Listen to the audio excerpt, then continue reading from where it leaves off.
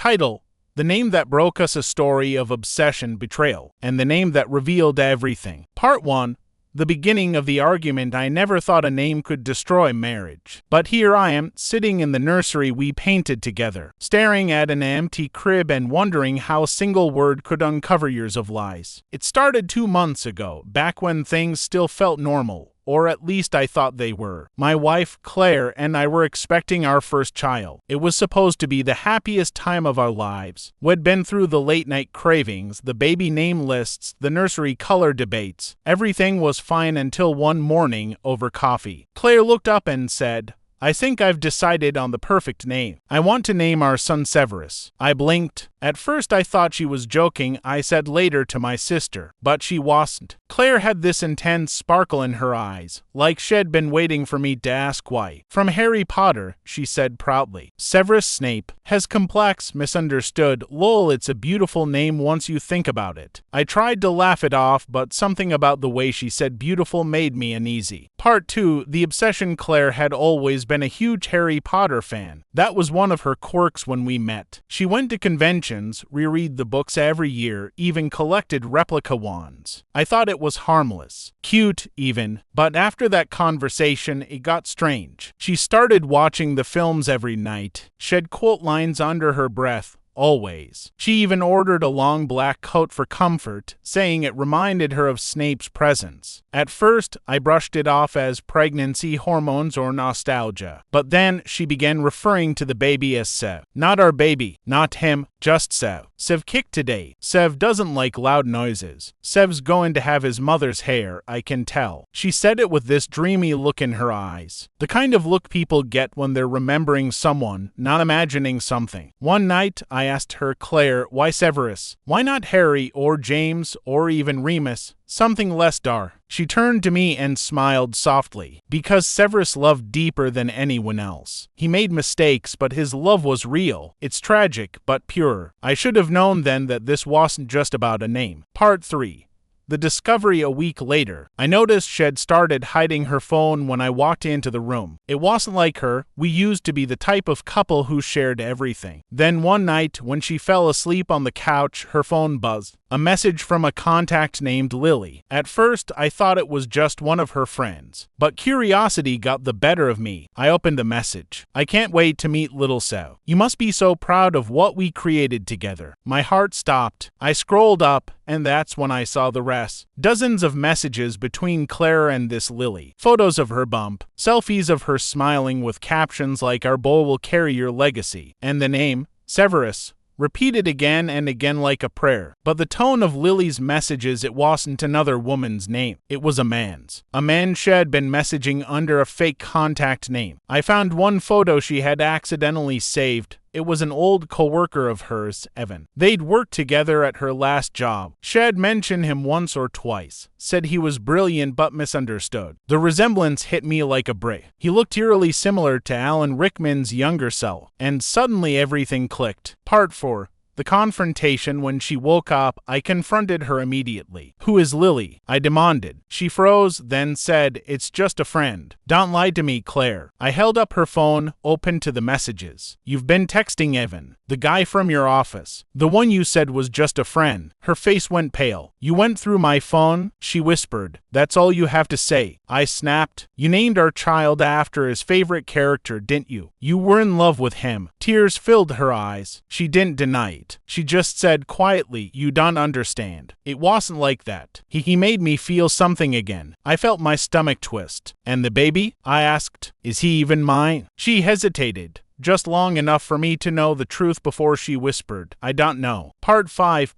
The betrayal. Evan had left the company months ago. When I reached out to him, he didn't deny the affair. He just said it wasn't supposed to go this far. But Claire needed someone. "You were distant." I was there. I wanted to hit him. Instead, I hung up and drove aimlessly for hours. When I finally came home, Claire was sitting in the nursery, clutching the baby Swansea. "I didn't mean for it to happen," she said softly. "Evan left before I found out I was pregnant. I didn't even tell him. But when I thought of names, emotions, it just felt right. Severus, I said bitterly, after the man who spent his life obsessed with someone else's wife. That's what you want to name our son. She looked up at me, and her next words were a knife to my heart. At least he loved her completely. Part 6. The decision. Our son was born 2 months later. I was there.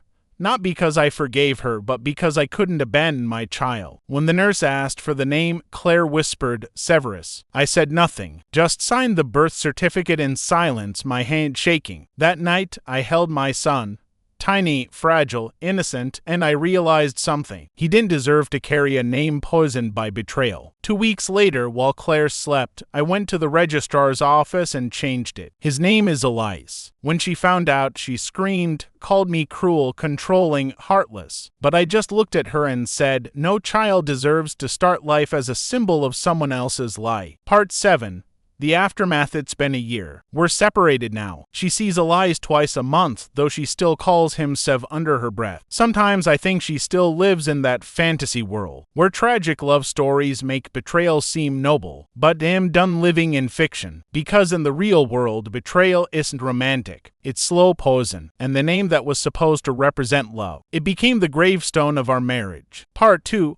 The boy named after a lifetime doesn't heal everything. It just buries the wounds under layers of silence. For a while, that silence was enough. Claire and I separated when Elias was barely 2. She got her apartment across town, small but tidy, full of fairy lights and dusty shelves stacked with old Harry Potter memorabilia. I kept the house, the one we bought together, mostly because I couldn't imagine anyone else raising my son in the nursery would paint it. But as Elias grew older, the cracks started to show. Not between Claire and me. Those were already deep and permanent, but between truth and illusion. Elias was for the first time I heard it. We were in the car, driving back from his mother's place. He was strapped in the back seat, clutching a toy wand she'd given him. He waved it and said, Avada Kedavra. I laughed a little, trying to keep it light. Hey, maybe let's stick to friendly spells, huh? He giggled, then added, Mom says my real name is Magic. I gripped the steering wheel a bit tighter. Your name is special, I said carefully. Elias is strong, brave. He interrupted, smiling proudly. No, not Elias. My real name. The one Mom says you changed. My throat went dry. What did she tell you? He shrugged. That you didn't like it. But she said it's who I really am. She said it means love. I didn't respond. I couldn't. I just drove in silence while he hummed the Hedwig's theme tune under his breath. Over the years, Claire kept pushing that same narrative, quietly, softly, like a spell whispered in the dark. Every birthday card she sent said, to my dearest Sev, always, Mom. Every time Elias came home from a weekend at her place, had talk about Professor Snape, how misunderstood he was, how his love was the truest of all. It wasn't just fandom anymore. It was rewriting the truth. By the time Elias turned 7, he started signing school drawings with S.S. instead of E.M. His teachers thought it was cute. I thought it was terrifying. I tried to talk to Claire about it one night. Stop calling him that, I said firmly over the phone. You're confusing him. She sighed. He likes it. It makes him feel special. Why are you so afraid of a name? Because it's not just a name. I snapped. You're still living in that world, Claire. You named him after your affair. Stop it. Her voice was cold now. Don't twist everything. That name has meaning. It's about love, forgiveness. Forgiveness. I cut in. You cheated on me, and you want to immortalize it through our child. That's not forgiveness. That's selfishness dressed as sentiment. There was silence. Then she whispered, you'll never understand. Snape wasn't evil. He was misunderstood. Like me. She hung up. By the time Elias turned 10, he started asking more questions. Dad, he said one night, why don't you and Mom like the same stories? I smiled faintly. We just see them differently. He frowned. She says you changed my name because you didn't love her anymore. I froze. That's not true. Then why? He asked. His voice wasn't angry. Just curious, innocent. Why did you change it? I took a deep breath. Because you deserved your own name, not one tied to someone else's mistake. He tilted his head. What mistake? The kind of question that hits like lightning. Sudden, inevitable, devastating. I told him we'd talk when he was older. He nodded, but I saw the way he looked at me. The first flicker of doubt in his eyes. When he turned 12, things got worse. He was quiet, withdrawn. His grades slipped. I thought it was puberty. Until one day, his teacher called. Apparently, Elias had written an essay for English class titled, "My Real Name and the Truth My Parents Hid." My heart sank as I read it. My dad changed my name when I was a baby. My mom says he hated it because it reminded him of something he did wrong. She said it came from a story about love that never died, even when the person did. I think my dad is afraid of love like that. Maybe that's why he doesn't love her anymore. I didn't know whether to cry or scream. That night, I drove him to the old pier near the lake, the same place I'd gone after finding out about Claire's affair. The wind was cold, the sky gray, the air sharp with the smell of rain. "Elias," I said, "I need to tell you the truth." He turned toward me, eyes wide. "About my name, yes." And for the first time, I told him everything: the affair, the messages, the betrayal, the way his mother had chosen a name to hide her guilt behind something noble. When I finished, he just sat there, silent. Finally, he said, "So you changed my name because you didn't want me to be part of her lie?" I nodded. "Because you deserve to start life with your own story, not one poisoned by someone else's pain." He looked out over the water. "But she said it was about love." I swallowed. Maybe it was, but not the kind of love that heals, the kind that consumes. He didn't say much for the rest of the night, but something in his face shifted, like a child realizing the fairy tale was over, and the real world had sharper edges than had imagined. Over the next few months, he stopped asking to go to his mom's house. He started using Elias again at school, but I knew he was still trying to make sense of it all. The story of two people who loved each other, hurt each other, and named their child after a ghost. When he turned 16, he found an old photo. It was Claire, pregnant, holding a wand in one hand and smiling at the camera. On the back, she'd written, "For my little Sev, my forever." He handed it to me quietly and said, "She still lives in that world, doesn't she?" I nodded, "Yeah, I think she always will." He stared at the photo for a long time, then tore it in half. "Then I guess he'll live in mine." I didn't know whether to feel relief or heartbreak, because betrayal has a way of echoing through generations, soft, invisible, but heavy. I looked at my son, taller now, stronger, carrying a name I'd fought for, and realized that maybe the truest form of love wasn't staying together or forgiving the unforgivable. It was protecting someone from the lies you couldn't save yourself from. Part 3. Always ends somewhere. Time moved forward, but the past didn't vanish. It just waited, patient, silent, like dust under a rug, gathering until one day you have to lift the corner and see what's really been hiding there. Elias was 21 when she died. It was cancer, stage 4 by the time they found it. I didn't even know until her sister called me. "She wanted you to know," she said softly, "and Elias, he should come if he wants." He didn't want to. For 3 days, he ignored every call, every text, every attempt I made to bring it up. Finally, one night, I found him sitting in the garage, staring at the car I'd taught him to drive in. The radio was off. The only sound was the faint hum of the refrigerator motor and his quiet, steady breathing. "Your mom's sick," I said, though he already knew. He didn't look at me. "She's dying." "Yes." He nodded once, still staring straight ahead. "She said she wanted to see you," I continued. "You don't have to talk. You can just be there." He laughed, that bitter, hollow kind of laugh that doesn't belong to a 21-year-old. "She had years to see me, Dad. She chose fiction instead." I didn't argue, because he wasn't wrong. But grief doesn't care about logic.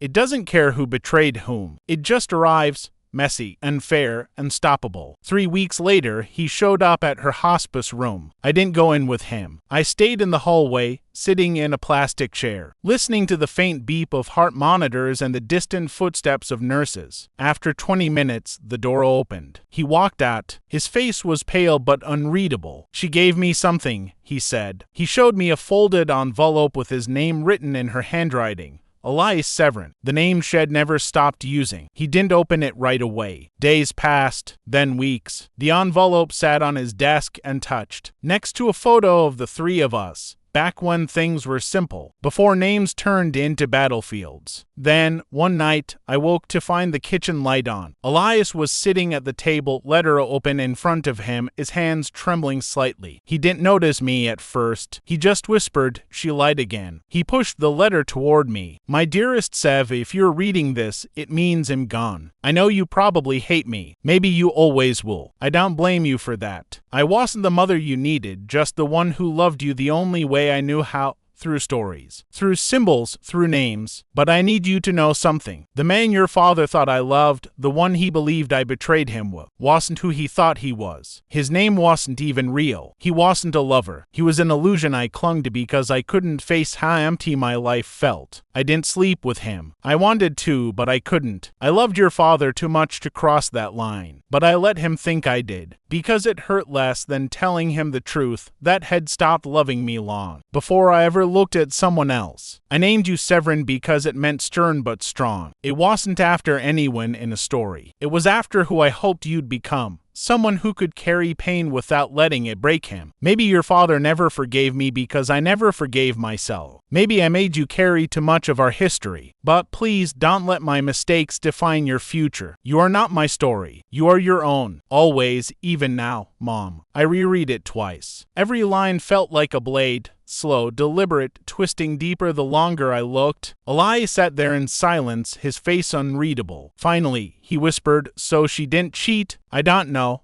I admitted. "I thought she did." He looked up at me then, eyes glassy. "And if she didn't, then we both punished her for something that never happened." For the next few weeks, he was distant, not angry, not sad, just quiet. He went through her things, donated most of them, but kept one box. Inside it were her letters, her old notebooks, and a single photo.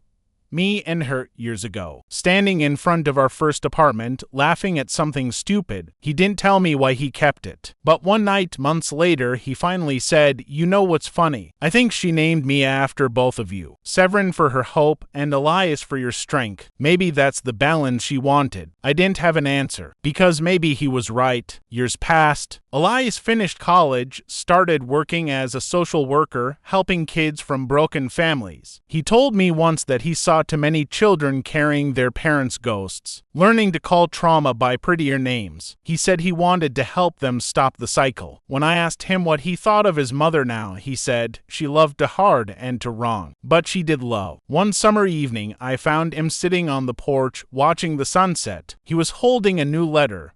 One had written himself. He didn't tell me what it said, but he asked if I could drive him to the cemetery the next day. When we got there, he placed the letter beside her name. Then he stood there for a while, silent, before whispering, "I forgive you." Then he turned to me, a faint, tired smile on his face. "And I forgive you too, Dad, for hating her when you should have healed." I wanted to say something, anything, but all I could do was nod, the words caught in my throat. That night, I realized something. Betrayal isn't always about another person. Sometimes it's about betraying yourself, your patience, your hope, your ability to trust. Claire had betrayed love by twisting it into fantasy. I had betrayed it by refusing to see past the hurt. And Elias, he was the only one who learned how to make peace with both. Epilogue: 10 years later, Elias named his first child Clara. When I asked why, he smiled softly and said, "Because she taught me that love doesn't have to be perfect to be real." And maybe, after everything, that was the closest thing to redemption any of us would ever get.